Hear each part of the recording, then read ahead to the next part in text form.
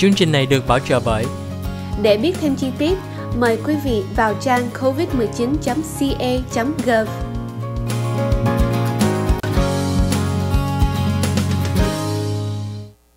Hi, welcome back to OC Autism. Welcome back to the OC Health and Education Show. I'm here with Judy Mark from Disability Voices United. We've been talking all day about the predetermination aspect and how to access it. But one thing we also have to remember to talk about is COVID.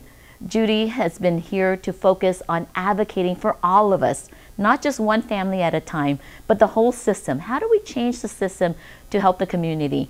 One of the big projects that I've been so happy to watch the growth of is her advocacy for making sure that people with disabilities and pre-existing condition can access the vaccine. So Judy, tell me the good news at this point and tell me how you got to that great news. Well, I'll start with the bad news. Okay. Which became better news, although it's not great news yet. We're still working on that. So when the vaccines first were developed and approved by the federal government, the Centers for Disease Control, and the FDA, there needed to be some process by which to hand it out. Like it can't just be first come, first serve. So the CDC created a recommendation to the 50 states who get to decide how to distribute it. And the recommendations included, healthcare workers first. Yes. And some of those healthcare workers included parents of people with disabilities. And so I've been able to get my vaccine as my son's healthcare worker, meaning I'm his closest person to care for him. Then the next tier were people like teachers and childcare workers. And then the next tier was supposed to be people with disabilities and underlying health conditions that make it very likely or more likely that they would die from COVID. So these are people with heart conditions, with diabetes that you've been hearing have very much greater chance of dying from COVID. But they're also people with developmental disabilities. We know for sure that people with Down syndrome are 10 times more likely to die of COVID than people in the general population. We know that people with cerebral palsy have higher rates of death and hospitalization. And there are many people with autism who don't understand how to wear a mask, or they can't tolerate wearing a mask, or they maybe have many aides coming inside their house and outside their house. So we know that people with disabilities are at risk. And the problem occurred about 3 weeks ago when the state of California decided to throw out that recommendation, get rid of the priority for people with disabilities, and only vaccinate people depending on their age. Yes. So I think that's very important that for the advocacy component that you're talking about.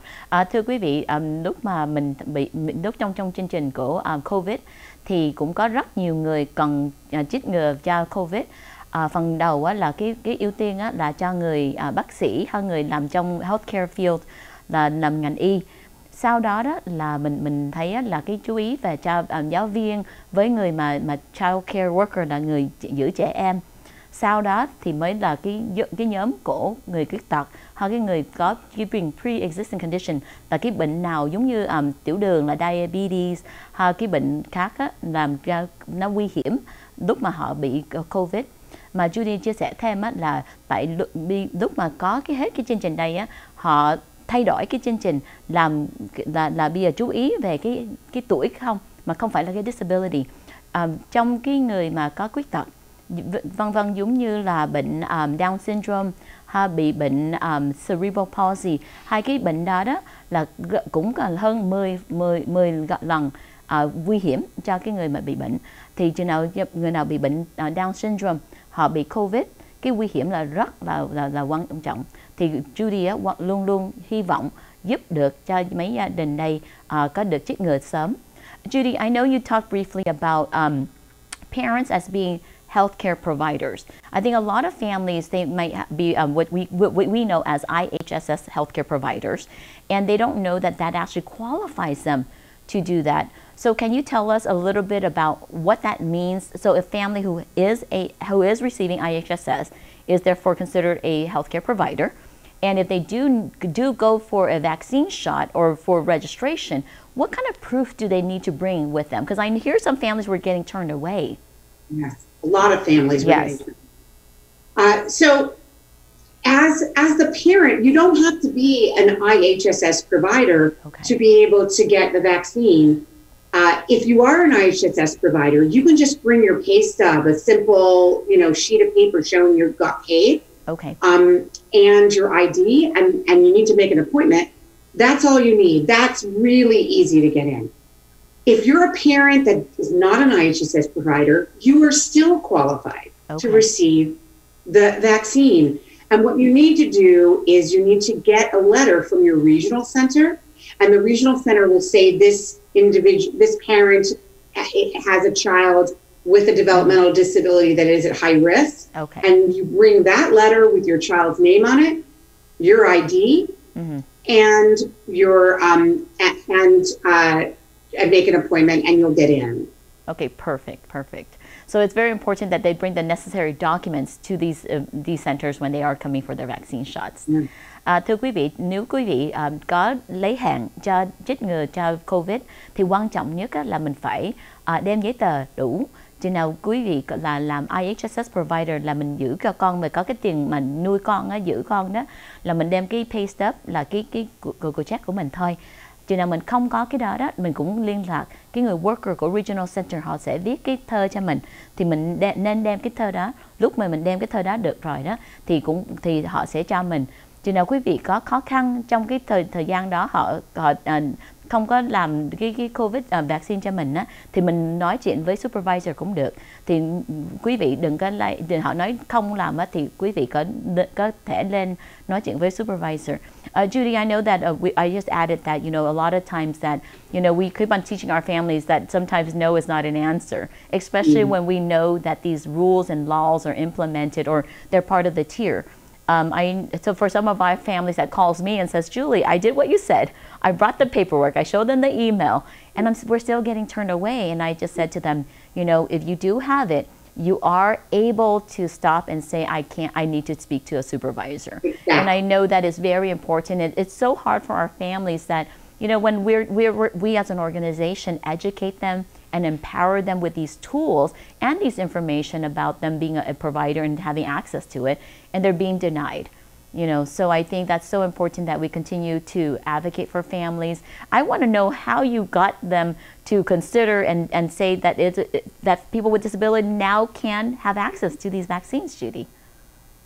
Well, as I was saying before, the governor took people with disabilities off the list. Yes. Well, we were not happy about that. Our community became very angry. And none of us were happy. The people who were most mad were actually the parents, because we were feeling guilty. Like, why should I be eligible to get a vaccine, but my son is not eligible to get a vaccine when he's much more at risk than I am? So we started a campaign with other disability rights organizations. Yes. Who've been leaders in this field. And what we did is we got people to write letters and send emails and make phone calls to Governor Newsom to say, we demand to get the vaccine. We can't wait. We are at risk. We are the highest risk that there is, and you have to give us the vaccine. And I'm not sure Governor Newsom wanted to do it on his own, but he heard us loud and clear.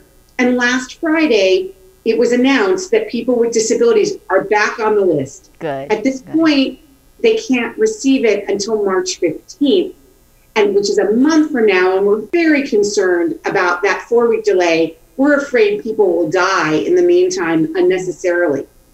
So that's why we are fighting to move that date up much earlier to hopefully get people on the list sooner. Well, Judy, thank you so much for sharing that information and that bit of good news before we end the show. I really thank you for taking your valuable time and sharing with us today. You've been such a wealth of knowledge and shared so much experiences. I hope to have you back on the show sometime soon. Is there anything you would like to say to our audience at the end? For more information, please go to our website, which is disabilityvoicesunited.org. It's the name that you see up here. and just disabilityvoicesunited.org, and you'll be able to get information about conferences and trainings and webinars. And can you tell us that April conference that's coming up? Yes, I don't want to forget about that. Yeah, you'll be able to get all the information about a big self-determination conference.